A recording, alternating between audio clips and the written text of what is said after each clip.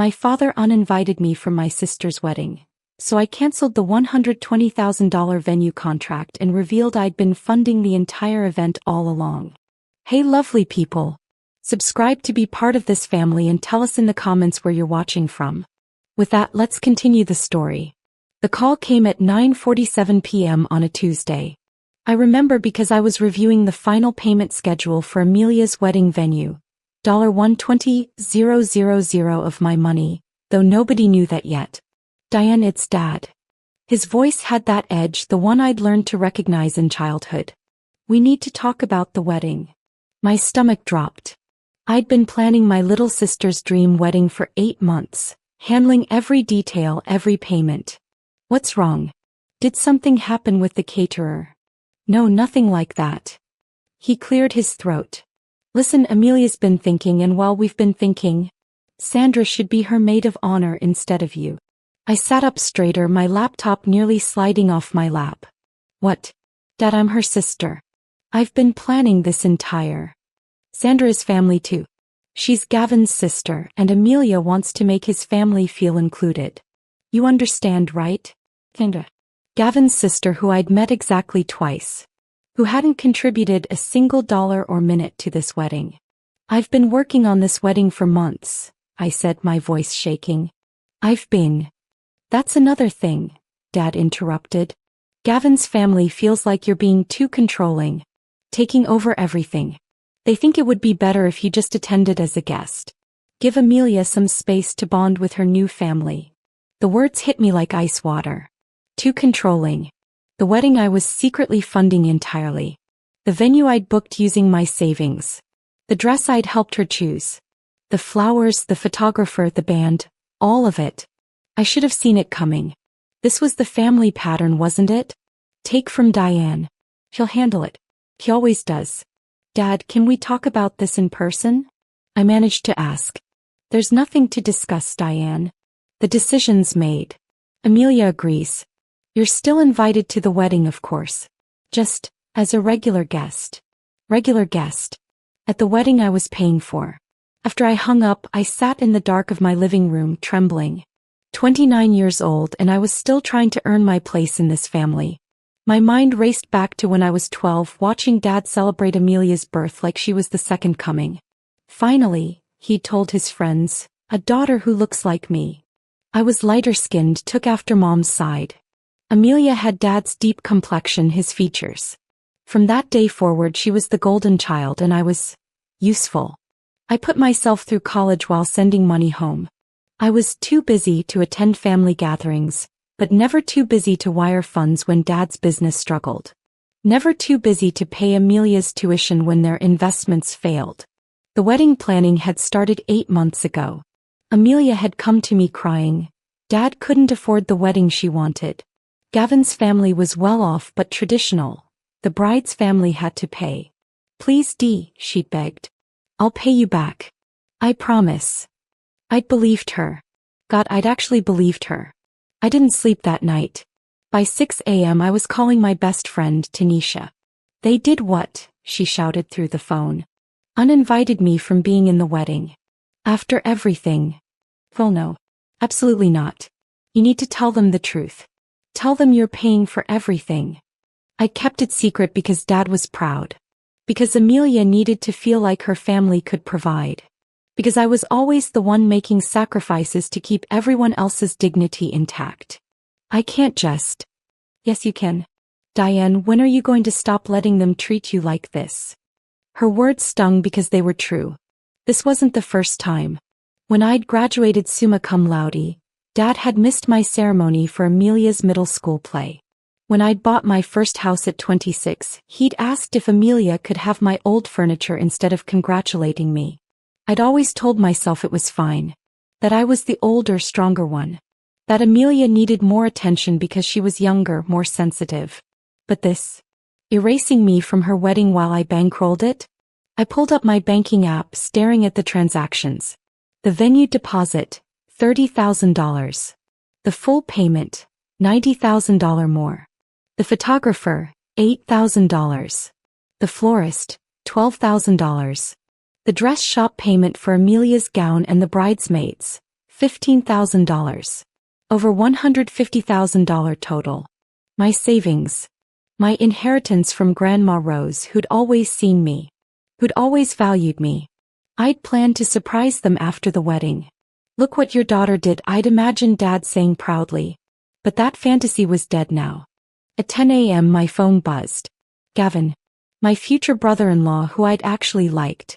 We'd had coffee twice during the planning process. He'd seemed genuine, grateful even. Hey, can we talk? Did Amelia ask you to call? My voice was flat. No, actually. I just heard about. Listen, can I come by? I'm nearby. Against my better judgment, I agreed. 30 minutes later, Gavin sat across from me in my living room, looking uncomfortable in his tailored suit. I didn't know they were going to do that, he started. About the maid of honor thing. Sandra mentioned it last week and I thought Amelia would shut it down. But she didn't. No. He rubbed his face. Look, I love Amelia, but my family, they're a lot. My mom's been pushing for Sandra to be more involved. She keeps talking about traditional family structures and proper protocols. And Amelia just went along with it? Gavin hesitated. My mom told Amelia that if Sandra wasn't maid of honor, she'd consider it disrespectful. She threatened to have my dad reduce his contribution to the wedding. I almost laughed. His contribution? Gavin, exactly how much is your father contributing? He's paying for the rehearsal dinner. About $15,000. $15,000. For a rehearsal dinner. While I'd paid for a $120,000 venue and everything else in silence. Does Amelia know I'm paying for the wedding?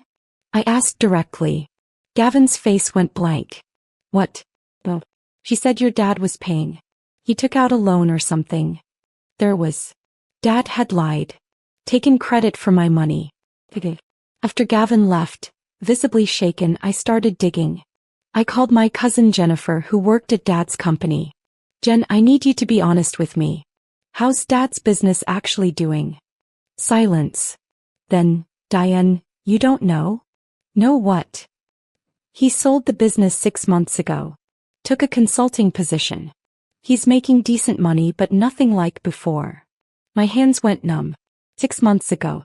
Right when Amelia's wedding planning started. When he'd claimed he couldn't possibly afford the wedding she wanted. The sale was voluntary, Jennifer continued. He wanted to retire early. He and Beverly just bought that vacation condo, remember? Beverly. His girlfriend of 2 years who I'd met once at Christmas. They'd bought a vacation property while claiming poverty about Amelia's wedding. I hung up and immediately called the venue. Hi, this is Diane Mitchell.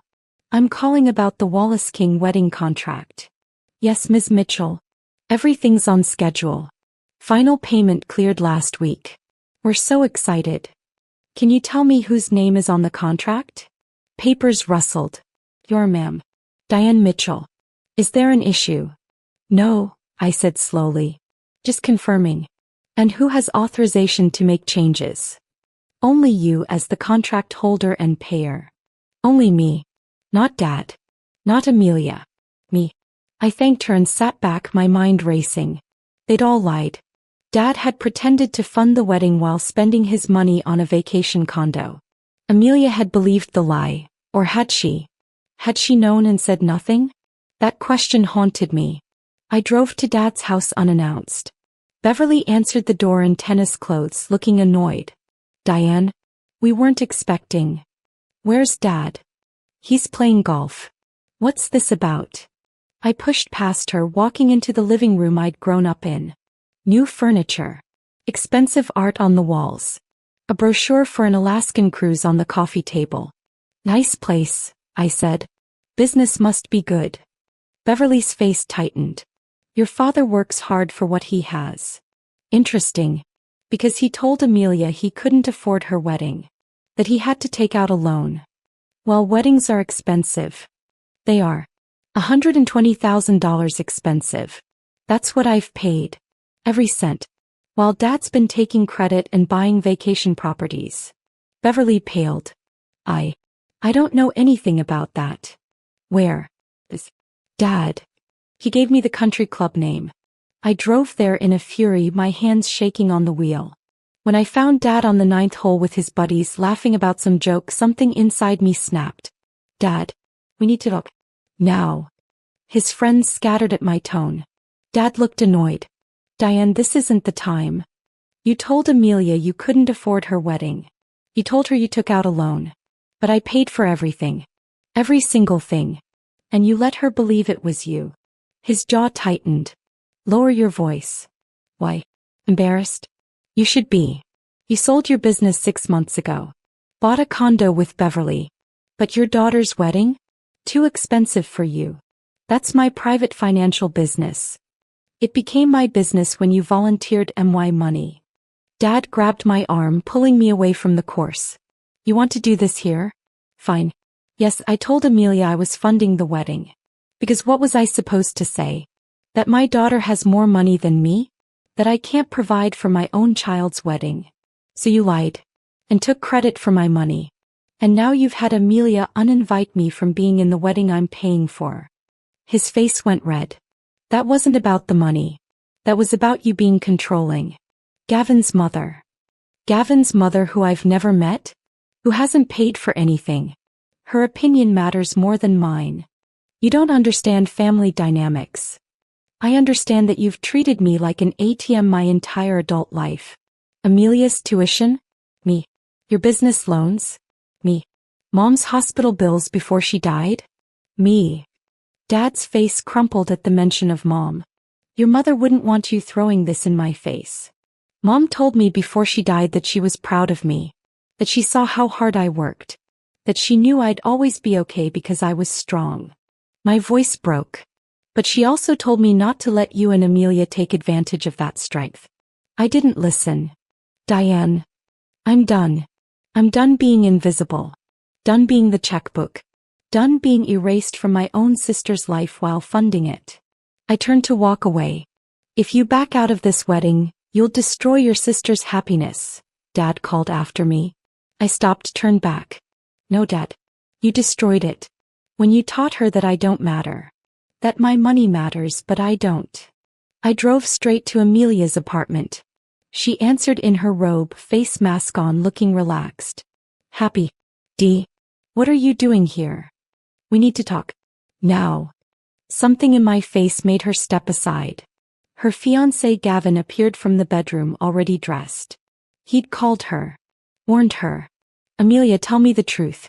Do you know who's actually paying for your wedding? She glanced at Gavin, then back at me. Dad took out a loan. He told me. Dad's been lying to you. I paid for everything. The venue, the photographer, your dress, everything. $120,000. From my inheritance from Grandma Rose. Amelia's face went white. The mask cracked on her cheeks as her expression changed. You're lying. Call the venue. Ask whose name is on the contract. Whose credit card paid the deposits. Go ahead. She didn't move. Gavin put a hand on her shoulder. You knew, I said, the realization hitting me. You knew, didn't you? I suspected, Amelia whispered. Dad's stories didn't make sense. But I thought maybe you'd offered. Maybe you wanted to help. I did help. Gladly. But you uninvited me from being in your wedding, Amelia. You chose Gavin's sister, a stranger, over me. After everything I've done. Everything I've been to you. Sandra isn't a stranger. She's going to be my sister-in-law. And what am I? My voice rose. What have I been your whole life? Your personal bank? Your backup plan? The sister you keep around for money but exclude from everything that matters. Tears ran down Amelia's face, mixing with the face mask. It wasn't like that. Gavin's mom said. I don't care what Gavin's mom said. I care that you picked her opinion over our relationship. Gavin stepped forward. Diane, my mother can be traditional. She has strong opinions about family hierarchy. When she found out Amelia had an older sister, she expected you to step aside for Sandra, who's younger. It's a cultural thing. Don't hide behind culture, I snapped. This is about respect. Or the lack of it. Amelia finally found her voice. You're always so strong, Dee. You never need anything from anyone. I thought. I thought you wouldn't care about being maid of honor. You're always so busy anyway. Busy? Busy paying for your wedding. Busy handling every detail. I took 2 weeks off work to help with this, Amelia. 2 weeks of vacation time I was saving for a trip to Morocco. Grandma Rose's dream trip that we were supposed to take together before she died. Amelia's face crumpled. I didn't know. You didn't ask. You never ask. None of you do. You just take and assume I'm fine with it because I don't complain. So what are you going to do? Dad's voice came from the doorway. He'd followed me. Ruin your sister's wedding out of spite? I looked at him, then at Amelia, then at Gavin. 3 people staring at me like I was the problem. The villain in a story where I'd only ever tried to help. I'm going to do what I should have done months ago, I said calmly. I'm going to stop funding a wedding where I'm not wanted. Amelia gasped. You can't. I can. My name is on every contract. My money funded every deposit. And starting tomorrow, I'm canceling everything that can be canceled and taking my money back where I can. You'll lose the deposits. Dad shouted. Better to lose money than my self-respect. I walked out, leaving them in stunned silence. By 8 a.m. the next morning I'd contacted every vendor. The venue was the first call. Ms. Mitchell, I understand you want to cancel. However, per the contract, cancellation 60 days before the event results in a 50% penalty. I understand. Process it. $60,000. Gone. But I'd get $60,000 back. The photographer was easier. We can refund 75% since we haven't shot anything yet. $6,000 back from my $8,000 payment. The florist was sympathetic. Is everything okay?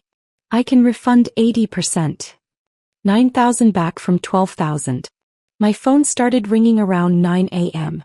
Amelia. Dad. Gavin. I ignored them all. By noon I'd cancelled or modified every contract. The wedding dress shop couldn't refund Amelia's gown since it was custom, but they could refund the bridesmaids' dresses. 14,000 of my 15,000 there. Gone, but the remaining 1,000 was coming back. The caterer, the DJ, the cake. I worked through the list methodically. By 2 p.m., I'd recovered approximately $85,000. I'd lost $65,000 to deposits and penalties. It hurt. God, it hurt. That was Grandma Rose's money. Her legacy to me. But as I sat looking at the spreadsheet I felt something else too. Free. My phone buzzed. Tanisha. Girl, Amelia's blowing up social media saying you've sabotaged her wedding. Her friends are calling you evil. Let them. I'm done caring what people think when they don't know the truth. You want me to tell the truth? Post receipts.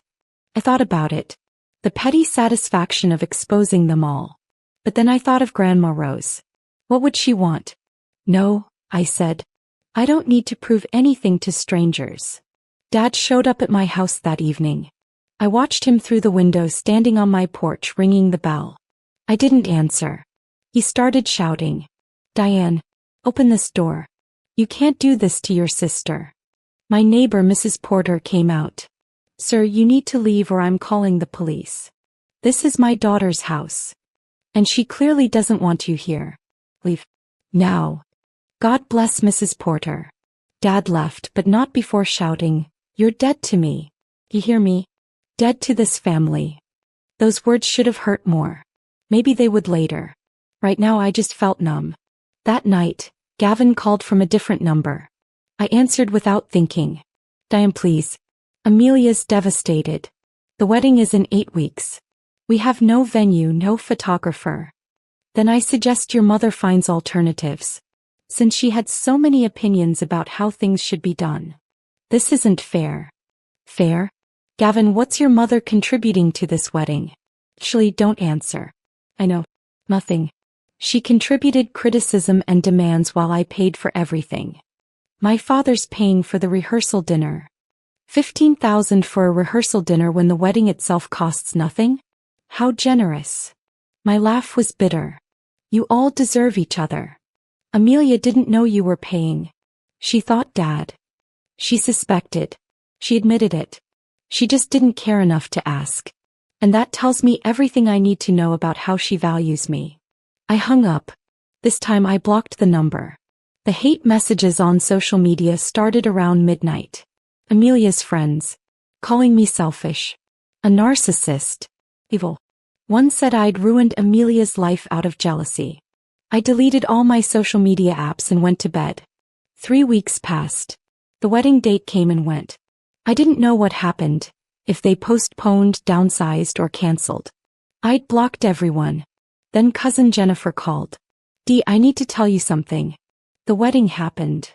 My stomach twisted. How? Gavin's family ended up paying. His mother apparently had a breakdown when she realized you'd actually canceled everything. Gavin told his father the truth. About you paying, about his mother's demands. His father was furious. So they had their perfect wedding after all. No, that's the thing. His father paid for a small ceremony. 50 people. Church basement reception. He told Amelia's dad that if he couldn't afford to pay for his own daughter's wedding, he shouldn't have pretended he could. Wow. It gets worse. Amelia's been calling me asking how to contact you. She's not doing well, Dee. The marriage is already rocky. Gavin's family treats her coldly. They know she let you be pushed out. That's not my problem anymore. I know. I'm not saying you should fix it. I'm just telling you. After Jennifer hung up, I sat with the information. I felt nothing. No satisfaction. No sadness. Just empty. Then my doorbell rang. I opened it to find an older black woman I didn't recognize. Diane Mitchell? Yes. I'm Lorraine King. Gavin's mother. My blood ran cold. You need to leave. Please. 5 minutes. That's all I'm asking. Against my better judgment, I let her in. Lorraine sat in my living room, her designer handbag clutched in her lap. She looked smaller than I'd imagined. Tired. I came to apologize, she said. What I did, what I demanded, was wrong. You think. I was trying to elevate Sandra. She's struggled her whole life being compared to Gavin. I thought if she could be maid of honor, be central to this important day, she'd finally feel valued. Lorraine's eyes filled with tears. I didn't know about you. About what you'd done. Gavin didn't tell me until after you canceled. So you're only apologizing because you found out I had money? No. I'm apologizing because I destroyed something precious. Your sister cries every night. Gavin feels guilty. And Sandra, she never wanted this. She told me to back off, but I wouldn't listen. None of that is my responsibility. You're right. It's not. Lorraine stood. I just wanted you to know that some of us see you. See what you sacrificed. My husband made sure everyone at that small wedding knew the truth. Your father barely showed his face. After she left, I sat in the silence of my home. The home I'd bought myself. Furnished myself. Built myself. That night, I looked at plane tickets to Morocco. Grandma Rose's dream trip.